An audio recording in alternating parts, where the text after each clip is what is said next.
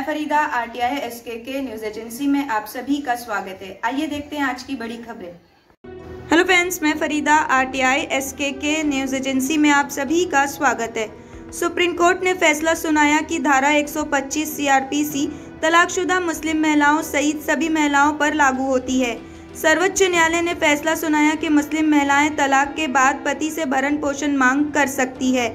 Supreme court ने कहा कि तलाकशुदा मुस्लिम महिला अपने पति से भरण पोषण के लिए याचिका दायर कर सकती है।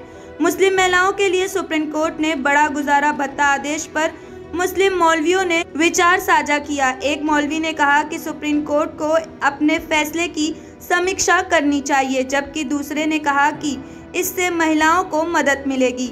आइए देखते हैं वीडियो ANI न्यूज़ की रिपोर्ट के मदद से।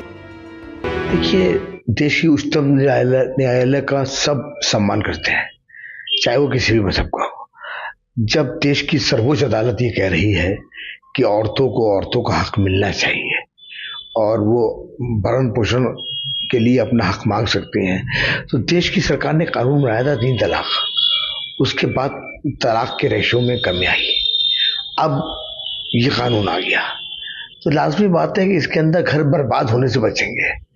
जो लोग गुस्से के अंदर, तैश के अंदर तलाक दे देते हैं या झगड़ा कर लेते हैं या अपनी मर्दानगी दिखाते हैं और उसके अंदर बड़ा घर बर्बाद हो जाता है, अब उस रेशो के अंदर कमी आएगी। और देश की अदालत है, अच्छा फैसला है।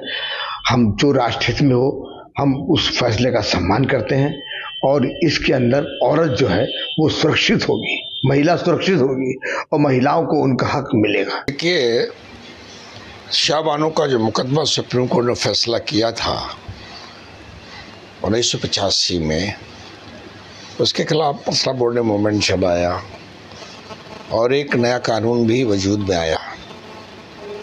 लेकिन उस कानून के इंटरप्रिटेशन को जाहिर है हर जुडिशरी करती है, सुप्रीम कोर्ट करता है। उस वक्त से ही सुप्रीम कोर्ट ने कह दिया था कि जो लोग चाहेंगे अंडर CRPC 125 125 धारा 125 के अंतर्गत रिलीफ, तो उनको रिलीफ दिया जाएगा। इसमें मुस्लिम कम्युनिटी भी एग्जम्प्टेड नहीं है, मुस्तस्ना नहीं है, अलग नहीं है। और जुडिशरी का आमतौर पे ये रवैया रहा है या ऐसी मान्यता रही है हर जुडिशरी में कि जो धार्मिक कोडिफिकेशंस हैं या महिलाओं के अधिकार के लिए धार्मिक गारंटी हैं वो पर्याप्त नहीं है। ऐसी मान्यता अदालतों की रही है। वो सिर्फ इस्लाम के ताल्लुक से नहीं, और धर्मों के ताल्लुक से भी। तो वो जो मानसिकता है जुडिशरी की, वो भी इसमें काम करती है। जहाँ तक बात इस तरह के रिसेंट हालिया फैसलों का सवाल है, इसमें हमें यही कहना है कि जो हमारी बहनें तलाक हो जाने या किसी वजह से खला या अलग हो जाने को इस्लामी शरीयत, इस्लामी कानून के तहत फैसला चाहती हैं, वो दारुल क़ज़ा के ज़रिए उस फैसले पे पहुँचें, ये उनके लिए बेहतर है। और जो बहनें हमारी समझती हैं कि मुल्क की अदलिया से उन्हें इंसाफ मिल सकता है या 125 CRPC के तहत उन्हें भरण पोषण की या जो ज़रूरतें हैं वो पूरी की जा सकती है, वहाँ से आदेश लेकर वो वहाँ जा सकती हैं, जा रही हैं। लेकिन उसमें एक मसला ये है कि अलग होने के बाद भी वो रिश्ता ख़त्म नहीं होता और दूसरी शादी महिला नहीं कर सकती, क्योंकि साबका शौहर से एक भरण पोषण यानी मेंटेनेंस लेने के कारण वो कनेक्टिविटी, वो ताल्लुक़ बना रहता है।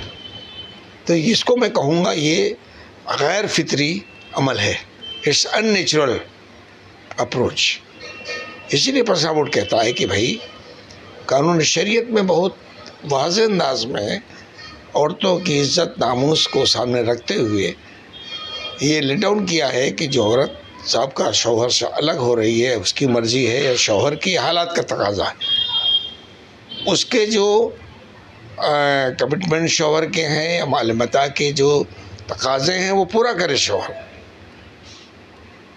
पूरा महर दे, मता और उसकी जो शरई तकाजे हैं वो सब अदा करे। अगर इसमें मुतमईन है महिला के ख़ानदान के लोग कि इस्लाम का ये तरीका, ये शरीयत का तरीका ठीक है, तो उनके लिए इस्लामी शरीयत है। फैसले का मरकज़ सेंटर दारुल क़ज़ा है, मुफ्तियान है, वहाँ जाके फैसला कराएं। और जो लोग मुतमईन इससे नहीं हैं वो लोग मुल्क की जुडिशरी के ज़रिए अपना मसला हल करना चाहते हैं तो उनको आज़ादी है, उसमें कोई पाबंदी नहीं लगाई जा सकती। मज़हब इस्लाम में बीवी के और शौहर के हुकूक वाज़े तौर पर बयान किए गए हैं और ये कोशिश की गई है कि निकाह का जो रिश्ता है वो बाकी रहे, वो ख़त्म ना हो। मगर अगर दुश्वारी पैदा हो जाए, आपस में निभा ना हो, आपस में खलिश पैदा हो, तो फिर ये सूरत दी गई है कि तलाक के ज़रिए से या फ़स्ख़ निकाह के ज़रिए से या खुला के ज़रिए से आप उस रिश्ते से बाहर आकर आज़ादाना तौर पर अपनी ज़िंदगी गुजार सकती हैं या सकते हैं। अब जाहिर सी बात है कि जब तलाक हुई या खुला हुई तो फिर इद्दत के दौरान जो खर्च होगा वो शौहर की जिम्मेदारी हो कि वो अपनी बीवी का, जो साबका बीवी हो गई या आप साबका शौहर हो गए, अब आप शौहर नहीं रहे, मगर इद्दत के दौरान का जो खर्च है वो आपके लिए लाजमी है, आप उसे उठाएंगे। अब इद्दत के बाद जाहिर सी बात है शरई तौर पर भी वो बीवी बीवी नहीं रही, वो आज़ाद है, जहाँ चाहे शादी करे, अपनी आज़ादाना ज़िंदगी गुजारे, और शौहर भी आज़ाद है कि वो दूसरा निकाह, दूसरी शादी कर सकता है। तो ऐसे में शरई नुक्ते नज़र से जब एक रिश्ता बाकी नहीं है, बीवी तलाक के ज़रिए से या खुला के ज़रिए से बीवी बाकी नहीं रही, शौहर तलाक के ज़रिए से शौहर बाकी नहीं रहा, तो फिर शरीयत ने ये जिम्मेदारी नहीं रखी है कि जब कोई रिश्ता नहीं है तो फिर उसका खर्च या उसका भत्ता शौहर पर लाजमी नहीं है। ये मजहबी नुक्ते नज़र की बातें हैं जो मजहब इस्लाम ने हमें बताई हैं।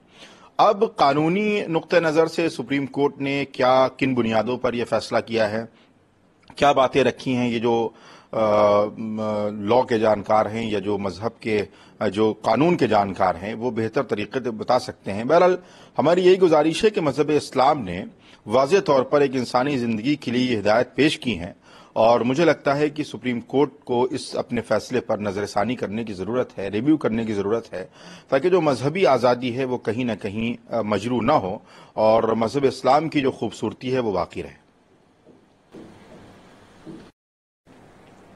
आरएसएस ने एक पत्र के माध्यम से बताया है कि कुछ जगहों पे, देश में कुछ जगहों पे मुस्लिम आबादी तेजी से बढ़ रही है। ऐसे में जनसंख्या कानून नियंत्रण जो है वो बहुत ज़रूरी है।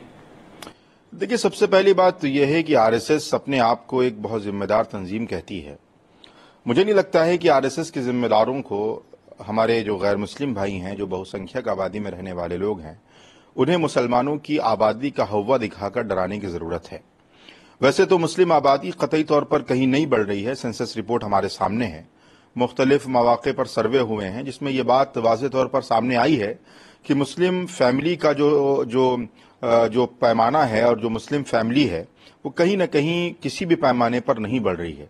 और अगर मान भी लिया जाए कि मुस्लिम आबादी किसी सूरत में बढ़ी है तो फिर उसका हव्वा दिखाने की क्या ज़रूरत है? क्या अगर मुसलमान बढ़ जाएंगे तो वो हिंदुओं को खा जाएंगे या हिंदुओं पर जुल्म करेंगे? बल्कि देखने में तो ये आता है कि जो बहुसंख्यक आबादी है, चाहे वो शामली में देखें कि एक मुसलमान को झुंड बनाकर मॉब लिंचिंग के नाम पर कत्ल कर दिया जाता है, उसकी लिंचिंग होती है, कहीं अखलाक को मार दिया जाता है। तो ये जो सूरत हाल मुल्क में पैदा की जा रही है, मुसलमानों को हिंदुओं से और हिंदुओं को मुसलमानों से जो लड़ाने की कोशिश की जा रही है, और ये तंजीमें जो कहीं ना कहीं अपने पॉलिटिकल एजेंडे के लिए काम कर रही हैं, जो इस मुल्क के लिए कतई तौर पर मुनासिब बात नहीं है कि आप किसी की आबादी को किसी से डराएं या किसी की जनसंख्या का हव्वा बनाकर किसी के अंदर भय और डर पैदा करें। ये मुल्क कानून से चलता है। अगर कोई आबादी ज़्यादा है तो मुसलमानों को कतई तौर पर डरने की ज़रूरत नहीं कि इस मुल्क में हिंदू ज़्यादा है। क्या हिंदू इस मुल्क के अंदर अगर ज़्यादा हैं तो क्या वो मुसलमानों पर हमला आवर हो जाएंगे? तो ये मुल्क कानून से चलता है। कानून की बात की जाए और कानून की बालादस्ती ही हमें लगता है इस मुल्क के लिए सालिमियत और इस मुल्क की बका के लिए ज़रूरी है। क्या आपका एनजीओ है और काम करने के लिए डोनेशन चाहिए, लेकिन 12 ATG सर्टिफिकेट नहीं होने की वजह से डोनेशन नहीं मिल पा रहा है? तो आप RTI SKK एजेंसी से संपर्क करें। RTI SKK एजेंसी से संपर्क करके 12 ATG सर्टिफिकेट बनवा सकते हैं। उठाएं फ़ोन और लगाएं कॉल